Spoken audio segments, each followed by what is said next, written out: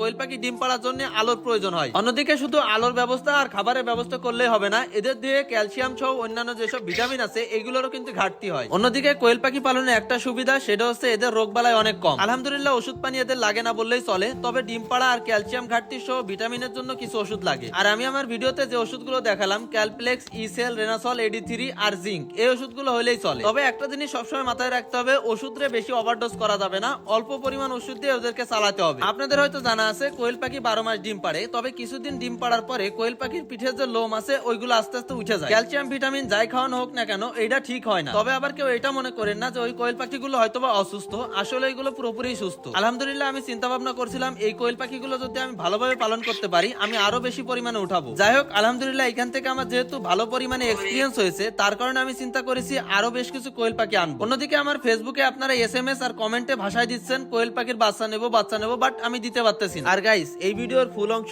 আমার পেজে দেওয়া আছে, পেজের লিংক টিকটকের বায়োতে দেওয়া আছে, সবাই গিয়ে দেখে আসেন।